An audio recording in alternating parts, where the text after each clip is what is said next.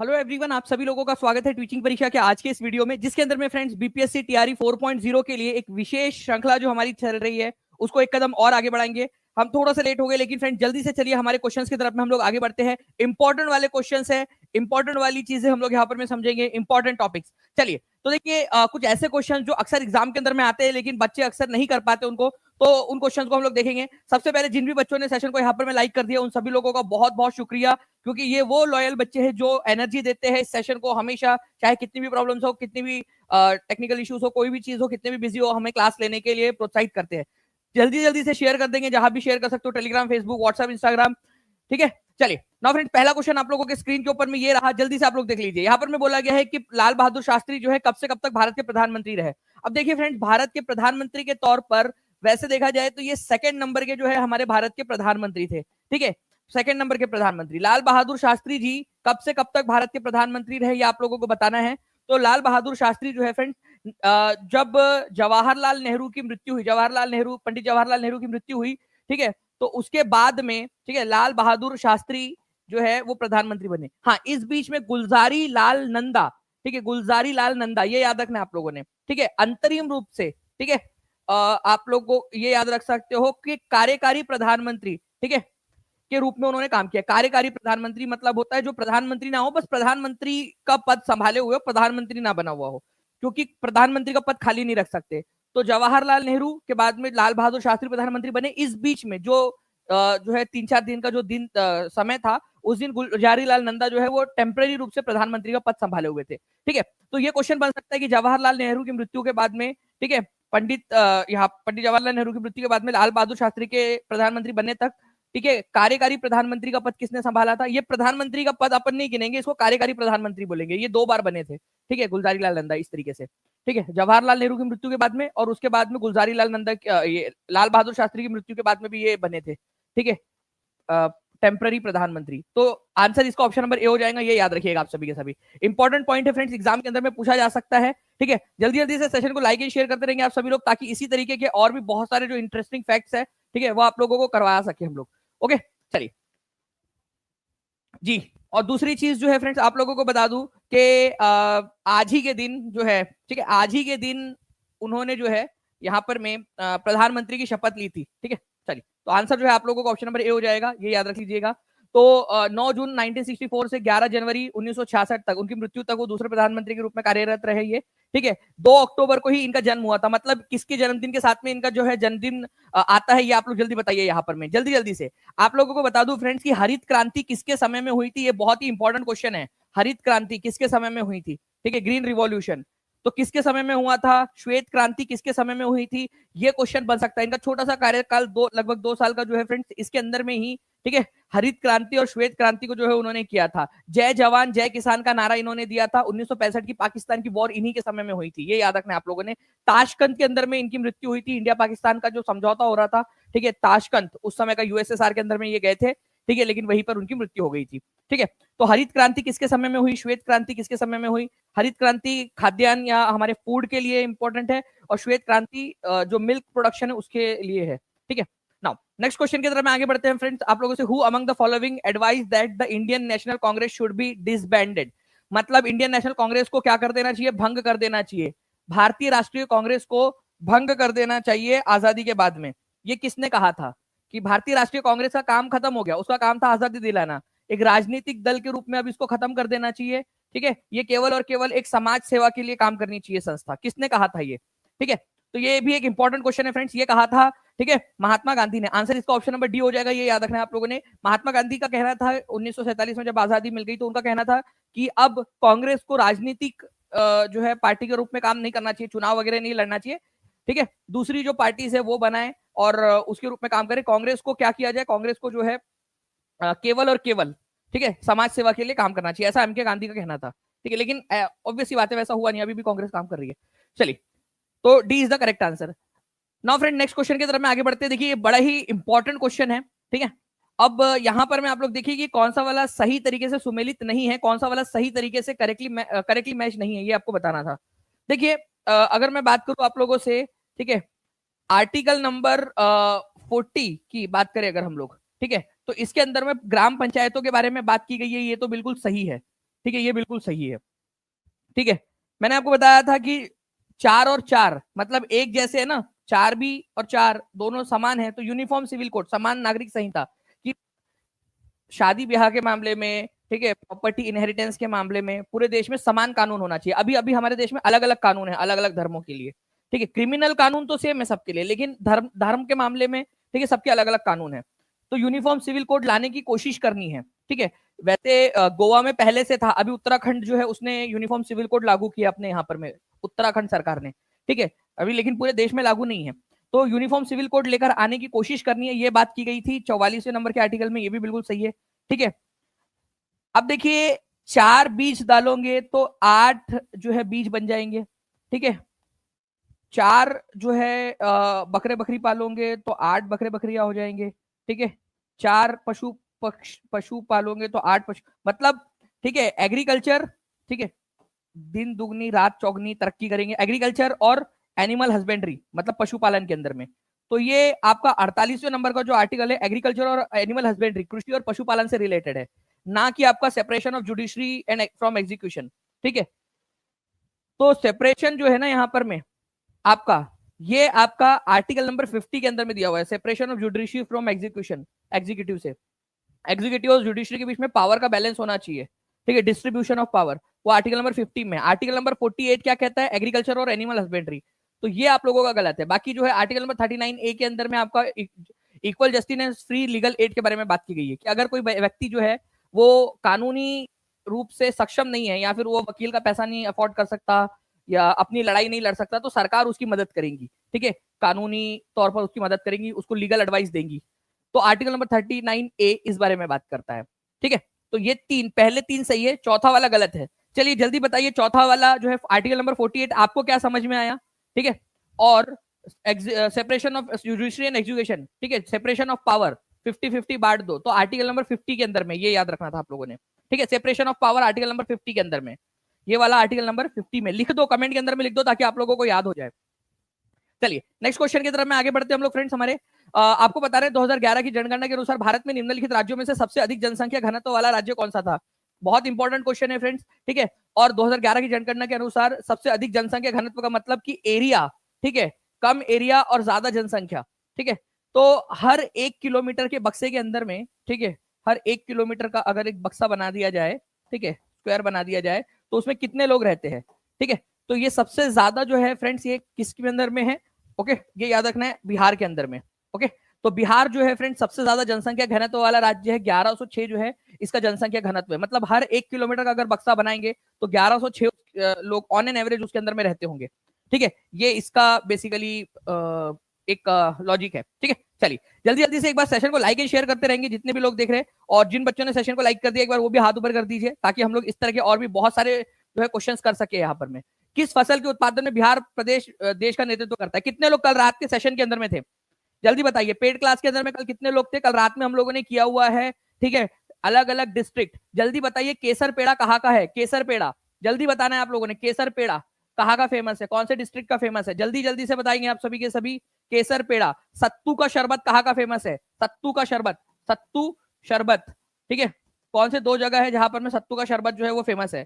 सत्तू का पराठा कहाँ का फेमस है ये भी कल रात में पूरा बताया मैंने आप लोगों को, इसीलिए बोल रहा हूँ जितने भी बच्चे टीचिंग परीक्षा के साथ में जुड़ना चाहते हैं जल्दी से नीचे में नंबर चल रहा है उस पर कॉल या व्हाट्सएप करके जल्दी से जुड़ जाइए, या टीचिंग परीक्षा एप्लीकेशन पे लॉगिन करके जल्दी से आप लोग कोर्स में जुड़ जाए ताकि आपको ये सारी चीजें सीखने मिले। क्योंकि मैं बहुत जल्दी आपको जो डिफरेंट फसलें हैं अलग अलग, ठीक है, कौन कौन से फसलें बिहार के अंदर में होती है वो सारी भी चीजें बताऊंगा मैं।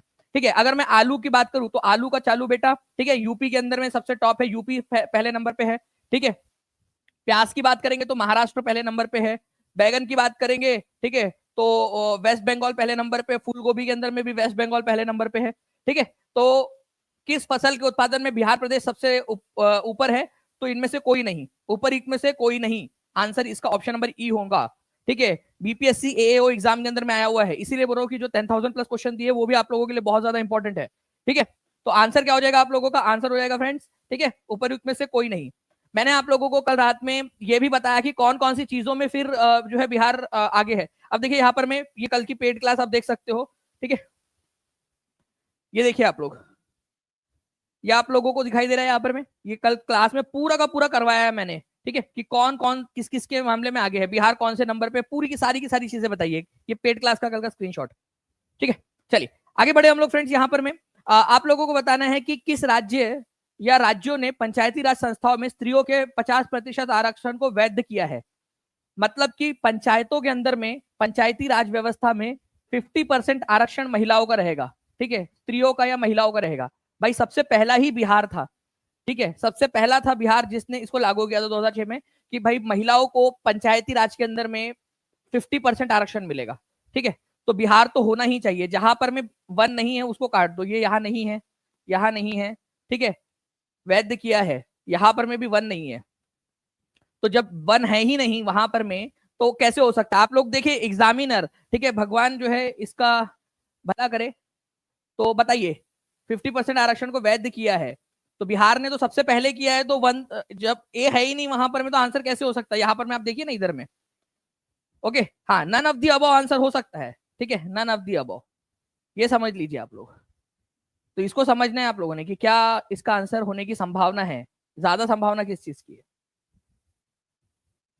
ठीक है, तो आप लोगों को बता दूं फ्रेंड्स कि सबसे पहला जो था राज्य वो था जो है ऑब्वियस ही बात है, ठीक है, बिहार था। लेकिन उसके बाद में काफी सारे राज्य ऐसे हैं जिन्होंने 50% आरक्षण को लागू कर दिया है। आंध्र प्रदेश उसके अंदर में आता है, ठीक है, केरल आता है, छत्तीसगढ़ आता है, महाराष्ट्र है, उड़ीसा है, राजस्थान है, त्रिपुरा है। ठीक है, उसके बाद में आपको बता दूं बिहार सबसे पहला राज्य था, उत्तराखंड, हिमाचल प्रदेश, मध्य प्रदेश। ठीक है, इन्होंने जो है फ्रेंड्स ऑलरेडी, ठीक है, 50% आरक्षण लागू किया हुआ है। तो उत्तराखंड, महाराष्ट्र, हिमाचल प्रदेश, ये ऐसे राज्य जहां पर में 50% आरक्षण लागू है। तो आंसर इसका ऑप्शन नंबर डी हो जाएगा। ठीक है, तो देखिए आप लोगों के लिए एग्जामिनर ने बहुत आसान कर दिया था। कितने लोगों को ये क्वेश्चन पसंद आया? ऑप्शन एलिमिनेशन की मदद से कितने लोग कर पाएंगे? अभी ए आंसर लगाया 68% लोगों ने। ठीक है, जल्दी से, कहां से आते हैं ये लोग, कौन है? ठीक है, ऑप्शन एलिमिनेशन करने के बाद में भी 66% लोग ए ही आंसर लगा रहे हैं। ठीक है, अरे भाई बिहार तो है, जहां बिहार नहीं है उसको काट दो पहले ही। ठीक है, अब समझ में आ गया, अब सही लगाओगे आंसर। ठीक है, चलिए ना, अब आगे बढ़ते हम लोग। यहाँ पर में कौन सा वाला सुमेलित नहीं है?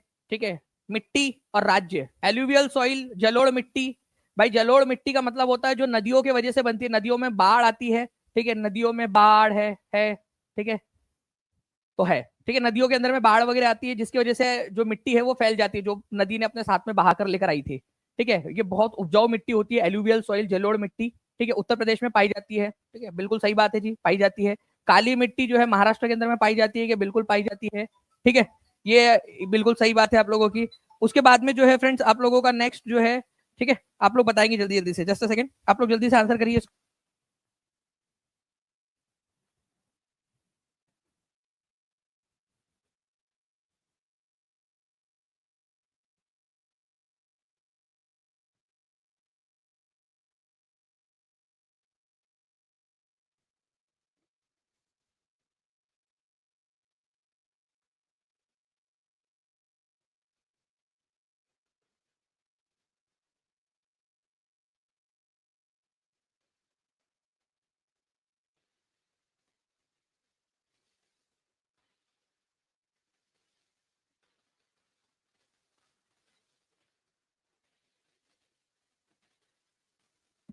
ओके, तो चलिए फ्रेंड्स, आप लोगों ने यहाँ पर ब्लैक सॉइल कर लिया, यहाँ पर कौन सा वाला सुमेलित नहीं है ये बोला गया है।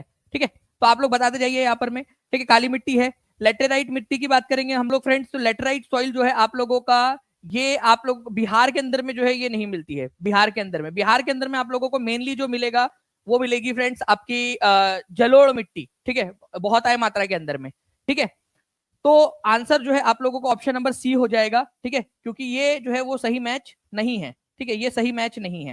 हाँ, बाकी रेड सॉइल जो है, लाल मिट्टी, आपको तमिलनाडु के इलाकों के अंदर में मिल जाएगी। ओके, तो केरल, असम वगैरह के अंदर में आप लोगों को जो है लेटेराइट मिट्टी मिल जाती है। ठीक है, लेटेराइट मिट्टी ईट वगैरह बनाने के काम आ जाती है ये, लेकिन ये मिट्टी आप लोगों को बिहार के अंदर में नहीं मिलेगी। ओके, चलिए नेक्स्ट क्वेश्चन की तरफ मैं आगे बढ़ने से पहले एक बार बता देता हूँ फ्रेंड्स आप लोगों को, क्योंकि ब्लैक सॉइल जो है ना आप लोगों की, इसको आप लोग रेगुर मिट्टी के नाम से भी जानते हो, रेगुर सॉइल। ठीक है, रेगुर मिट्टी के नाम से भी इसको जाना जाता है, रेगुर मिट्टी के नाम से इसको जाना जाता है। ठीक है, नाउ आप बताइए जल्दी से इस पर्टिकुलर क्वेश्चन का आंसर क्या हो जाएगा? आप बताइए निम्नलिखित में से कालक्रम को व्यवस्थित कीजिए और नीचे दिए गए कुटों को सही उत्तर से चुनिए।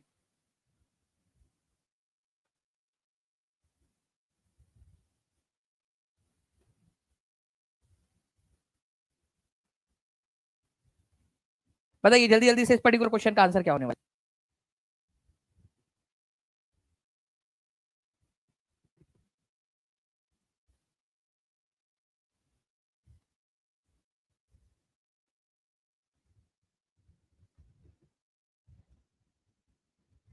देखिए फ्रेंड्स, अगर मैं बात करूं आप लोगों से अपॉइंटमेंट ऑफ साइमन कमीशन जो है इसकी जो है अपॉइंटमेंट कब हुई थी, अगर आप लोगों को ये थोड़ा सा भी पता हो तो 8 नवंबर 1927 जो है उसको साइमन कमीशन की नियुक्ति हुई थी। साइमन कमीशन भारत में कब आया था ये एक अलग चीज है, ठीक है, लेकिन साइमन कमीशन की नियुक्ति कब हुई थी, बनाया कब गया था, ठीक है, तो ये बनाया गया था आपका 8 नवंबर, ठीक है, 1927 को। और भारत के अंदर में कब आया था ये?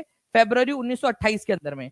जालियनवाला बाग हत्याकांड की बात करेंगे तो बैसाखी का दिन था उस दिन, 13 अप्रैल 1919, ठीक है, बैसाखी का दिन 13 अप्रैल, ठीक है, 13 अप्रैल 1919 के दिन, ठीक है। महात्मा गांधी की दांडी यात्रा जो है 12 मार्च 1930 से स्टार्ट हुई थी। गांधी जी दांडी यात्रा के ऊपर में गए थे 12 मार्च, 12 मार्च, ठीक है, 1930, ठीक है। और उसके बाद में अगर आप लोगों से बोल दिया जाए फिरोज शाह मेहता की मृत्यु, ठीक है, ये आप लोगों का एक ट्रिकी पॉइंट है, तो फिरोज शाह मेहता की मृत्यु कब हुई थी अगर ये आप लोगों से पूछ लिया जाए फ्रेंड, तो ये याद रखिएगा आप सभी के सभी, ठीक है। ये 1915 के अंदर में फिरोज शाह मेहता जो है उनकी मृत्यु हुई थी 5 नवंबर 1915 को, ठीक है। तो नवंबर 1915, ठीक है। तो अब आप लोग लगा दीजिए जल्दी जल्दी से इसका आंसर क्या होगा। ओके, तो बताइए।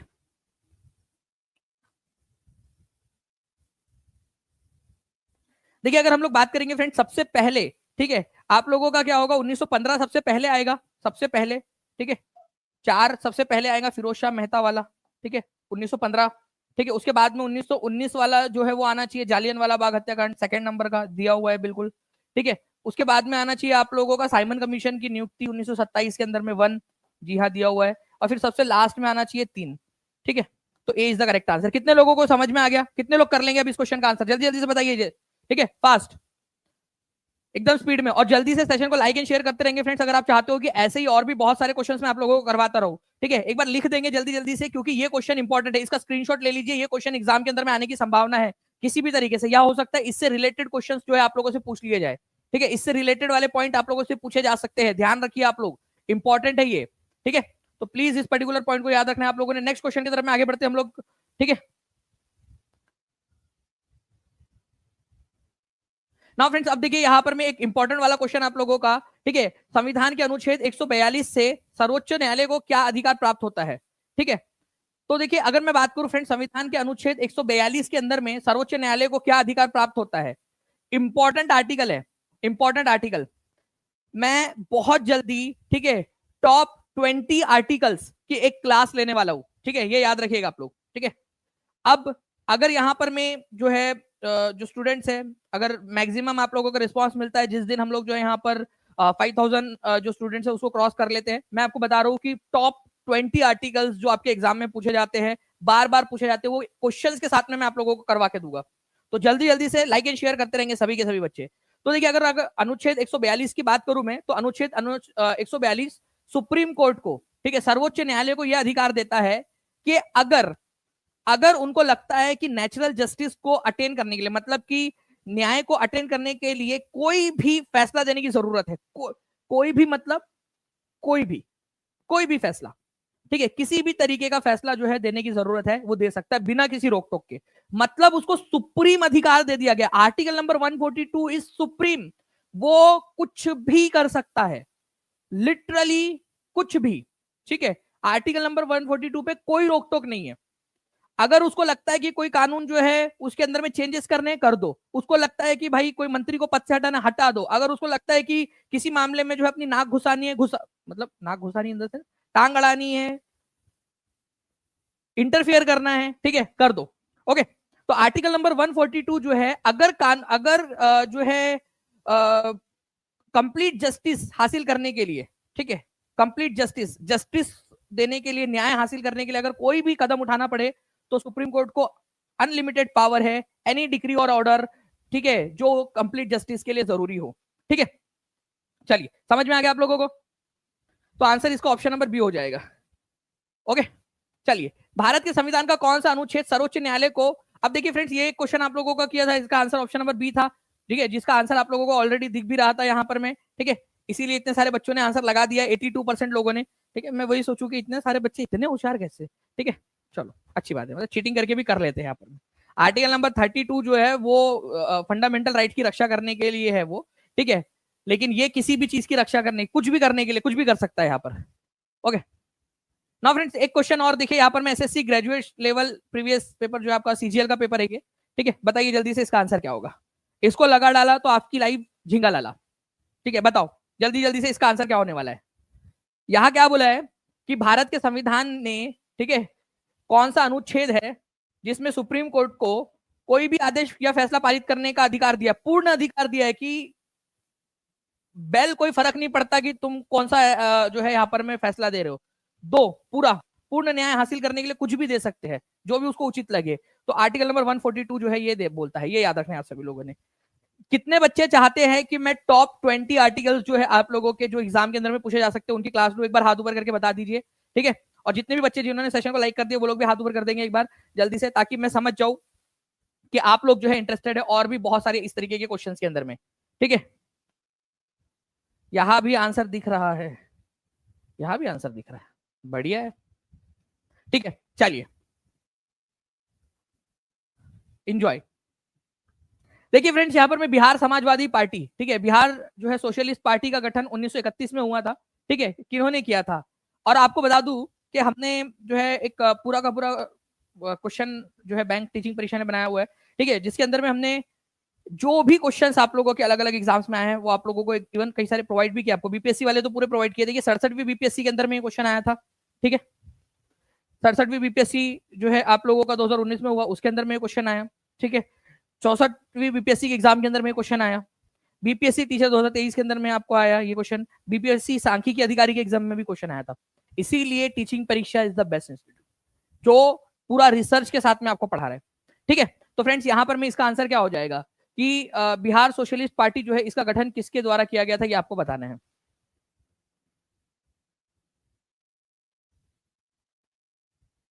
चलिए तो देखिए अगर मैं बात करूं यहाँ पर मैं फ्रेंड्स इस पर्टिकुलर क्वेश्चन की, तो Phoolan Prasad Verma one of the founder है इसके, ठीक है, जयप्रकाश नारायण जो है वन ऑफ दी फाउंडर है इसके, ये याद रखना है आप लोगों ने। इन्होंने ये पार्टी का गठन 1931 के अंदर में किया था।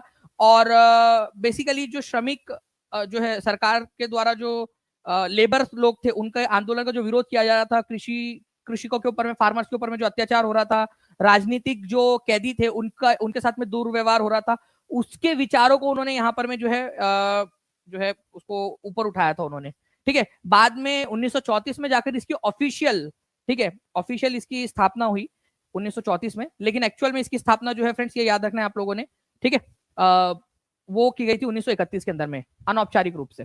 ओके, तो इनके अलावा, ठीक है, फूलन प्रसाद वर्मा के अलावा और जयप्रकाश नारायण के अलावा बिहार सोशलिस्ट पार्टी के अंदर में गंगा शरण सिन्हा थे, ठीक है, राम वृक्ष बेनीपुरी थे, राम वृक्ष बेनीपुरी, रामानंद मिश्रा थे, ठीक है, ऐसे लोग थे जिन्होंने जो है फ्रेंड्स जो है इस को आगे बढ़ाया, ठीक है, ये याद रखना है आप सभी लोगों ने, इंपॉर्टेंट पॉइंट है।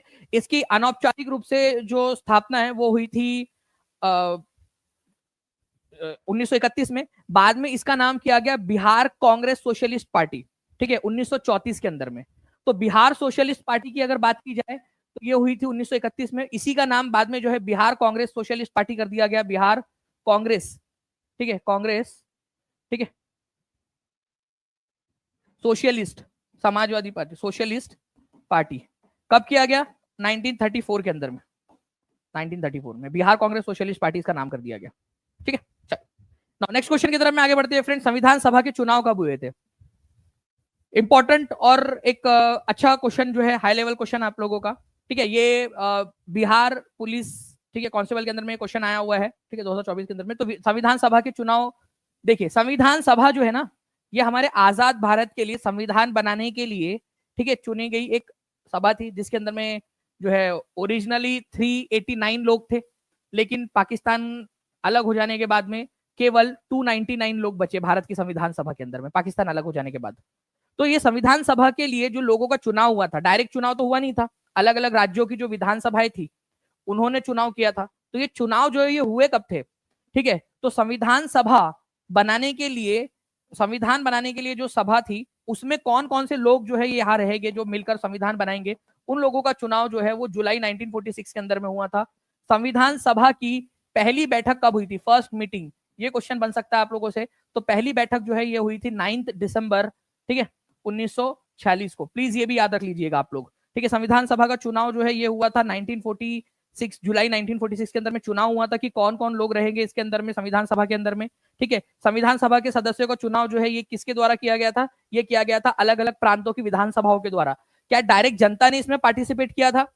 क्या आपके दादा दादी, परदादा परदादी इन्होंने पार्टिसिपेट, परनाना परनानी ने पार्टिसिपेट किया था इसमें? नहीं। यहां पर में जो अलग अलग राज्यों की ऑलरेडी चुनी हुई विधानसभाएं थी उनके द्वारा कुछ लोगों को चुनकर भेजा गया। क्यों? क्योंकि उस समय पॉसिबल नहीं था, उतना समय भी नहीं था कि जनता के द्वारा चुनाव करवाया जाए, ठीक है, डायरेक्टली संविधान सभा के लोगों का। तो यहां पर में क्या किया गया, संविधान सभा के लोगों का चुनाव अलग अलग जो प्रांत थे उनमें, विधानसभाएं अंग्रेजों के समय में भी होती थी छोटे लेवल के ऊपर में, तो उनसे चुनाव करवाया गया, ठीक है। इनडायरेक्टली जनता के द्वारा करा, जनता से डायरेक्टली नहीं, इनडायरेक्टली करवाया गया जनता के चुने हुए प्रतिनिधियों के द्वारा, ठीक है। तो ये हुआ 9 दिसंबर 1946 को पहली बैठक हुई थी, ये याद रखेंगे आप सभी के सभी। इंपॉर्टेंट पॉइंट है, एग्जाम के अंदर में पूछे जाने की संभावना है, ठीक है। अच्छा, संविधान सभा का गठन, ठीक है, की सिफारिश किसने की थी? गठन जो है फ्रेंड्स किसके आधार पर हुआ था? तो कैबिनेट मिशन, कैबिनेट मिशन जो भारत में आया था उसने इसकी सिफारिश की थी कि भारत में संविधान सभा बननी चाहिए। तो संविधान सभा बनाने का जो है प्रस्ताव किसने दिया था, ये आप लोगों से क्वेश्चन बन सकता है। भारत में संविधान सभा बनाने का जो प्रस्ताव रखा गया था वो किसके द्वारा रखा गया था? कैबिनेट मिशन प्लान के द्वारा, cabinet mission plan, cabinet mission योजना। इंपॉर्टेंट पॉइंट है, प्लीज इसको याद रखना है आप सभी लोगों ने। चलिए अभी हमारे पास में समय है फ्रेंड्स, तो हम आगे बढ़ते हैं। एक चीज मैं आपको बता दूं कि टीम ने मुझे यहाँ पर इन्फॉर्म किया कि स्पेशल ईद स्पेशल जो है आज लास्ट डे है इसका, तो जितने भी बच्चे जुड़ना चाहते हैं वो लोग आज जुड़ सकते हैं, ठीक है। 66% ऑफ का लास्ट डे, ठीक है, लास्ट मौका, क्योंकि ये जो बच्चे टीचिंग परीक्षा के पेड कोर्स के अंदर में उन लोगों को बहुत सारी रियायतें मिलती है, तो जल्दी से आप पेड कोर्स में ज्वाइन हो सकते हो। उसके बाद में आप लोगों को जितनी भी चीजें, चाहे एआई का कोर्स हो, चाहे आप लोगों का एनसीईआरटी कोर्स हो, चाहे आपका 10,000 प्लस क्वेश्चन का कोर्स हो, ये सारे के सारे क्वेश्चन आपको बहुत कम दाम में मिल जाते हैं, ठीक है, बहुत कम दाम के अंदर में। तो इसका लास्ट डे है आज, ठीक है, तो आप लोग जुड़ सकते हैं, ठीक है। ताजमहल का वास्तुकार कौन था ये बताना है, ताजमहल को का जो है आर्किटेक्ट कौन था, ठीक है, बताइए। ताजमहल, ठीक है,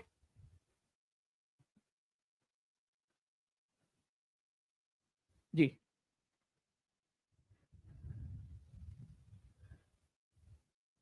देखिए फ्रेंड्स, ताजमहल जो है, ठीक है, शाहजहां ने अपनी जो बेगम थी, ठीक है, अपनी मतलब उसकी वाली, उसकी पर्सनल प्राइवेट जो बेगम थी, ठीक है, मुमताज महल, ठीक है, उसके लिए बनाया था। ओके, तो इसका आर्किटेक्ट कौन थे? तो इसके आर्किटेक्ट थे उस्ताद अहमद लाहौरी, ठीक है, ये याद रखना आप लोगों ने। ताजमहल का वास्तुकार आर्किटेक्ट उस्ताद अहमद लाहौरी, ठीक है, उस्ताद अहमद लाहौरी। तो बहुत ही सुंदर सी एक इमारत है फ्रेंड्स, प्यार की निशानी है, ठीक है। तो एक लाइन है, ठीक है, जो मैंने शायद इससे पहले भी बताया था, तो फैज याद रखना, कभी काम आ जाएगा तुम्हारे, ठीक है। तो देखिए, मान लीजिए अगर आपको स्टार्टिंग में पहला दिन है, आपके घर पे आए हैं वो, ठीक है, तो आप उनको ये लाइन बोलकर इंप्रेस कर सकते हो, ठीक है, कि हर एक हर्फ का मतलब बदल रखा है, ठीक है, हर एक हर्फ का मतलब बदल रखा है, हर एक लफ्ज का या वर्ड का मतलब बदल रखा है, ठीक है। आज से मैंने तेरा नाम गजल रखा है, मैंने शाहजहां की मोहब्बत का भरम तोड़ दिया, ठीक है। अगर वो आपके घर पे आई है तो बोल देना कि आज मेरे कमरे में भी एक ताजमहल रखा है, तो वो खुश हो जाएंगी। चलिए, तो फैज आंसर आपका ऑप्शन नंबर ए हो जाएगा। उस्ताद अहमद लाहौरी जो है फ्रेंड्स, ये याद रखना है आप लोगों ने कि इन्होंने जो है इसका आर्किटेक्ट थे, ये आर्किटेक्ट किया था। आदित्य तुम भी बोल सकते हो, कोई इशू नहीं है, ठीक है, ऐसा नहीं है फैज के लिए। ओके, आदित्य को ज्यादा जरूरत है शायद इसकी अभी फिलहाल में। चलिए आगे बढ़ते हम लोग यहाँ पर में AI tools for smart study 2025। देखिए सिलेक्शन होगा फ्रेंड्स आपका 10 गुना ज्यादा स्पीड आप लोगों की बढ़ेगी, ठीक है। आप लोगों को मैं ऐसे 2 टूल्स और बताने वाला हूँ जो कि बेसिकली आप लोग जिससे अर्निंग भी कर सकते हो। आप लोगों का यूट्यूब के ऊपर में वीडियो चैनल बना के आप किस तरीके से जो कंटेंट आप पढ़ रहे हो या जो आप कर रहे हो उसके ऊपर में आप वीडियो बना के डाल सकते हो, अर्निंग कर सकते हो। तो अर्निंग की भी पोटेंशियल भी आपको लोगों का खुल जाएगा, ठीक है, कि कैसे वीडियो बनाते हैं। तो 10 में से 2 टूल्स आप लोगों की अर्निंग के ऊपर में भी रहेंगे, कैसे आप पैसे भी कमा सकते हो। इवन टीचर बनने के बाद में भी आपकी जो है एक पैसिव इनकम कैसे आ सकती है, ठीक है। तो जितने भी लोग हैं, जो लोग इस कोर्स में जुड़ना चाहते हो, जल्दी से जुड़ जाइए, ठीक है। आपको बताना चाहूंगा फ्रेंड, भागलपुर में नमक सत्याग्रह का नेतृत्व किसने किया था, ये क्वेश्चन 65वीं बीपीएससी के अंदर में आया था, ठीक है। श्री कृष्ण सिंह, महादेव लाल सर्राफ, कुमार मिश्रा, सत्यनारायण, ठीक है। तो सॉल्ट सत्याग्रह भागलपुर के अंदर में। वैसे नमक सत्याग्रह गांधी जी ने चलाया था, ठीक है, गुजरात के अंदर में दांडी यात्रा के बाद में, ठीक है। तो भागलपुर में भी, मतलब बिहार में और पूरे भारत भर के अंदर में जो है नमक सत्याग्रह फैल गया था। अब ये क्वेश्चन आया है कि भागलपुर जो क्षेत्र है वहां पर में इसका नेतृत्व किसने किया था। पूरी की पूरी आपको लिस्ट भी मैं आपको देता हूँ, ठीक है। तो महादेव लाल सर्राफ जो थे, इन्होंने भागलपुर के अंदर में इसकी कमान संभाली थी।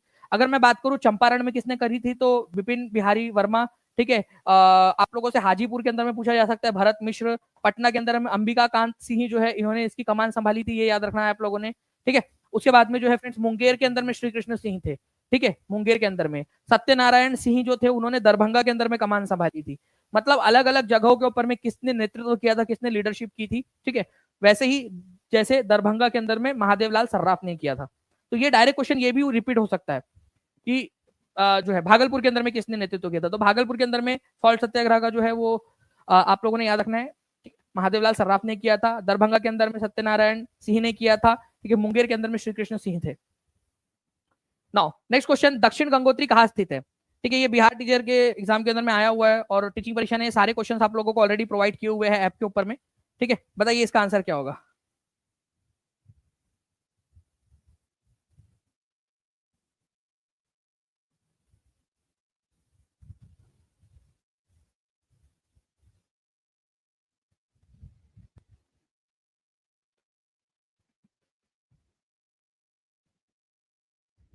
बताइए जल्दी से इस पर्टिकुलर क्वेश्चन का आंसर क्या होगा। दक्षिण गंगोत्री। तो देखिए फ्रेंड्स, अगर मैं बात करूं यहाँ पर मैं दक्षिण गंगोत्री की, तो दक्षिण गंगोत्री जो है ये कोई नदी नहीं है। दक्षिण गंगोत्री एक आप लोगों की वेधशाला है, एक साइंटिफिक एक्सपेरिमेंट के लिए लैब है, जो अंटार्कटिका के अंदर में जो है स्थापित की गई है, अंटार्कटिका महाद्वीप के अंदर में। अंटार्कटिका महाद्वीप के बारे में आप लोगों ने एक चीज याद रखनी है कि ये साइंस को समर्पित है। कितने बच्चे जिन्होंने कॉन्टिनेंट वाला मेरा पूरा चैप्टर लेक्चर देखा है, 4 पार्ट में मैंने करवाया आप लोगों को कॉन्टिनेंट, जिसके अंदर में इंटरेस्टिंग तरीके से चारों लेक्चर में, ठीक है, कॉन्टिनेंट्स कंप्लीट किए, प्लस मैंने इंपॉर्टेंट और जो हाई लेवल के क्वेश्चंस होते हैं वो भी आप लोगों को करवाए हैं मैंने, ठीक है। उसके अंदर में मैंने आप लोगों को बोला था कि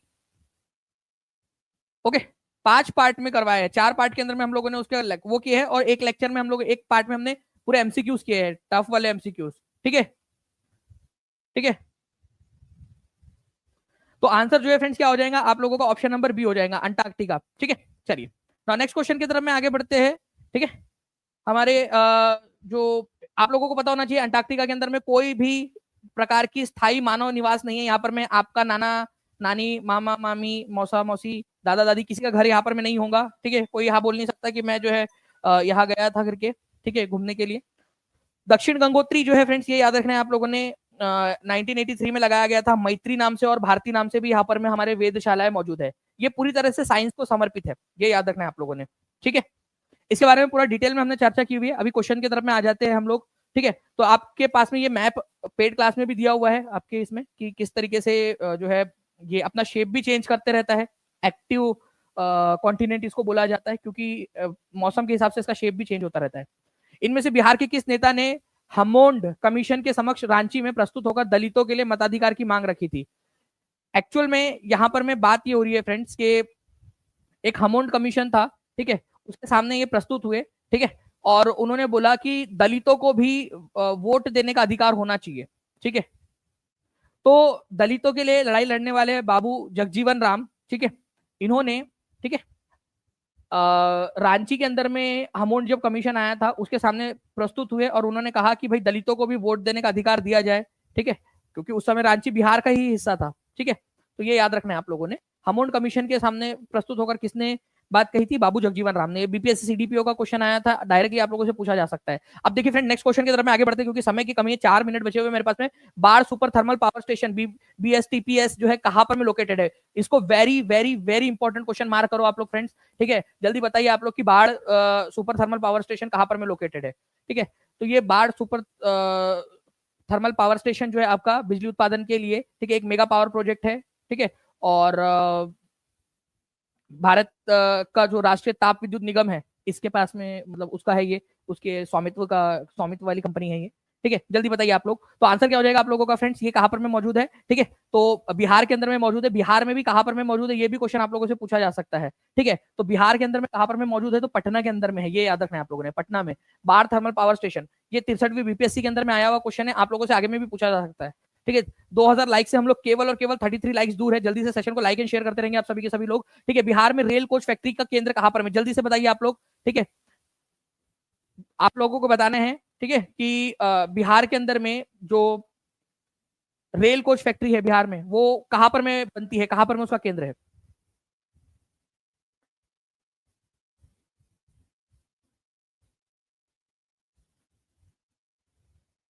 चलिए, तो आंसर जो है फ्रेंड्स आप लोगों का हो जाएगा मोकामा, बिहार। ओके, तो जल्दी जल्दी से सभी लोग जो है यहां पर में आंसर करते रहेंगे। ठीक है, तो मोकामा जो है फ्रेंड्स यहाँ पर में, ठीक है, रेल कोच फैक्ट्री का केंद्र मौजूद है, ये याद रखना है आप सभी लोगों ने। बीपीएससी सांख्यिकी अधिकारी के अंदर में क्वेश्चन ऑलरेडी आ चुका है आप लोगों का, एग्जाम के अंदर में आप लोगों से पूछ सकते हैं। ओके,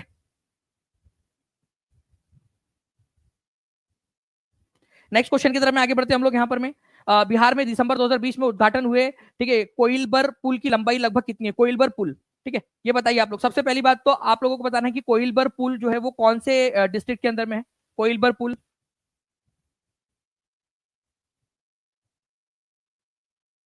कोइलबर पुल की लंबाई कितनी है और कौन से डिस्ट्रिक्ट के अंदर में है?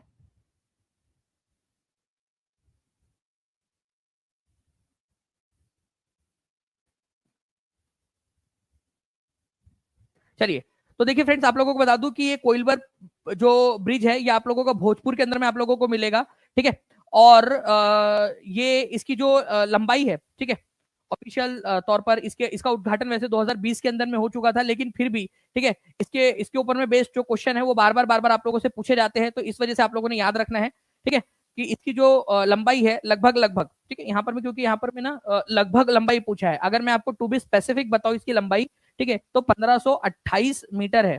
ठीक है, तो यहाँ लगभग पूछा है ना, इसी वजह से आपका आंसर जो है 1500 मीटर हो जाएगा। ठीक है, अदरवाइज 1528 मीटर है, ये याद रखना है आप लोगों ने। ठीक है, तो आरा को पटना से जोड़ता है ये पुल, भोजपुर के आरा जो है उसके अंदर में से पटना को जोड़ता है, ये याद रखना है आप लोगों ने। ओके, चलिए, तो 1528 मीटर की इसकी लंबाई है, आरा को पटना, भोजपुर आरा को पटना से जोड़ता है। ठीक है, नेक्स्ट क्वेश्चन की तरफ में आगे बढ़ते हैं। अब एक क्वेश्चन जो है फ्रेंड्स बिहार स्पेसिफिक एक और क्वेश्चन ले लेते हैं। ठीक है, ये भी एग्जाम के अंदर में आया था क्वेश्चन, एक एग्जाम में बिहार के, जो आप लोगों से पूछा जा सकता है। बिंबिसार का प्रसिद्ध राजवैद्य कौन था? ठीक है, तो आप लोगों ने याद रखना है कि फ्रेंड्स बिंबिसार, ठीक है, बिहार का एक राजा, तो जीवक उसका था, ये याद रखना है। ठीक है, बिंबिसार ये मगध का राजा था, मगध महाजनपद का राजा बिंबिसार। ठीक है, और मगध महाजनपद का संस्थापक भी है। उसका एक प्रसिद्ध राजवैद्य था जीवक। ऐसा माना जाता है कि बिंबिसार ने जीवक को भेजा था गौतम बुद्ध जो है उनका उपचार करने के लिए भी। ठीक है, तो बिंबिसार ने किसको भेजा था, ठीक है, गौतम बुद्ध के उपचार के लिए एक समय में, तो जीवक को भेजा था अपने राजवैद्य को। तो जीवक किसके दरबार में जो है कोर्ट फिजिशियन था, राजवैद्य था, तो बिंबिसार के समय में था। अब ये बिलोंग कहां से करता था बिहार में? ठीक है, ये क्वेश्चन आप लोगों से पूछ लिया गया, एग्जाम का क्वेश्चन है ये, मैं एक्चुअल क्वेश्चन बता रहा हूँ आप लोगों को। ठीक है, बिहार के जो है आपका पुलिस कांस्टेबल की जो एग्जाम हुई थी उसके अंदर में आया था क्वेश्चन। ठीक है, तो ये कहाँ का निवासी था, तो राजगृह का निवासी था, ये याद रखना है आप लोगों ने, जो आज नालंदा के अंदर में पड़ता है, राजगीर बिहार नालंदा के अंदर में।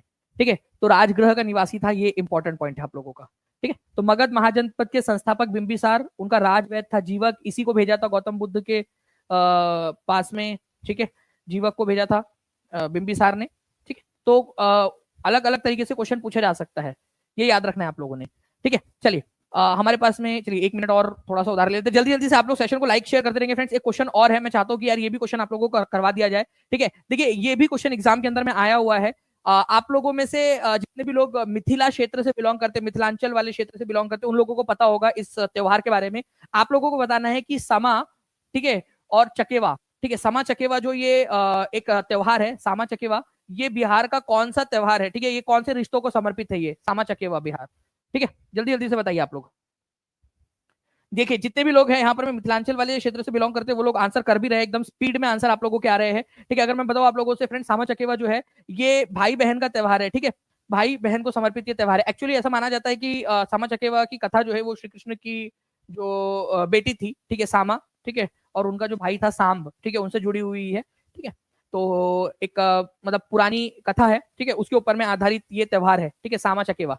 ओके, तो श्री कृष्ण की पुत्री सामा और जो मतलब उनका जो बेटा था सांब, उससे जुड़ी हुई कहानी है। ठीक है, तो आंसर हो जाएगा आप लोगों को option number C, brother and sisters, भाई बहन को समर्पित त्योहार सामा चकेवा। एग्जाम में आया हुआ क्वेश्चन है, ठीक है, बिहार स्पेसिफिक, और एग्जाम के अंदर में आगे में भी पूछ सकते हैं, इसी वजह से आप लोगों को करवा दिया है। नाउ फ्रेंड्स, आप लोगों को मैं बता दूं कि जितने भी बच्चे जो टीचिंग परीक्षा के साथ में जुड़ना चाहते हैं, ठीक है, 96978844 इस नंबर पे, या फिर 7611101101 7611 101 इस नंबर पे कॉल कर सकते हो। कॉल ना लगे तो व्हाट्सएप कर दीजिएगा। ठीक है, नंबर को सेव कर लीजिए, कॉल ना लगे तो व्हाट्सएप कर सकते हो आप लोग, और जल्दी से टीचिंग परीक्षा के साथ में जुड़ जाइए, ताकि आप लोगों का कोई भी चीज आप लोगों से मिस ना हो, सारी की सारी चीजें आप लोगों को मिलती रहे। ओके, और टीआरई 4 जो है आप लोगों का ये कंफर्म होगा फ्रेंड्स, ये चीज मैं आप लोगों को गारंटी के साथ में बता सकता हूँ। ठीक है, और इसके बारे में जो जैसी एक इंफॉर्मेशन आती है वो आपको पता चलेगा। आपको पता है कि टीचिंग परीक्षा जब इंफॉर्मेशन देता है ना, तब उसको ऑथेंटिक कई सारे लोग मानते हैं। कितने लोग एग्री करते हैं कि जब टीचिंग परीक्षा बहुत सारे जगहों पे आता है, फिर बच्चे वो टीचिंग परीक्षा कब इसके बारे में जानकारी देगा उसका वेट करते हैं। ठीक है, तो टीचिंग परीक्षा जब जानकारी देगा, ऑथेंटिक जानकारी देता है आप लोगों को, जो भी अपडेट देता है ऑथेंटिक देता है। ठीक है, तो ये चीज आपको बता दूं, टीआरई 4 आप लोगों का कंफर्म होगा, और जो भी इसके ऊपर में इंफॉर्मेशन जैसे जैसे ऑथेंटिक इंफॉर्मेशन रहेगी, वैसे वैसे टीचिंग परीक्षा आप लोगों को देता भी रहेगा। ओके, देखिए कई सारे बच्चे यहाँ पर मैं हाथ ऊपर करके बता भी रहे हैं कि जी हाँ, टीचिंग परीक्षा जब बताता है तभी जो है वो उस खबर के ऊपर में भरोसा भी होता है। तो कई कई सारे बच्चों ने ये चीज कही है, और अभी भी बहुत सारे बच्चे यहाँ पर में ये बात बता रहे हैं। चलिए, चलो, thank you very much friends, मिलते हैं हम लोग हमारे नेक्स्ट लेक्चर के अंदर में। जल्दी से इस सेशन को जहां भी शेयर कर सकते शेयर कर देंगे। चैनल को सब्सक्राइब जरूर कर लीजिएगा जिन्होंने भी अब तक चैनल को सब्सक्राइब नहीं किया है। ठीक है, और जो लोग टीचिंग परीक्षा के साथ में जुड़ना चाहते हैं वो लोग जुड़ सकते हैं इस नंबर पे कॉल या व्हाट्सएप करके, या फिर टीचिंग परीक्षा के एप्लीकेशन पे डायरेक्टली भी चले जा सकते हैं लोग। ओके, चलो, thank you very much friends, take care and bye, God bless you all, thank you.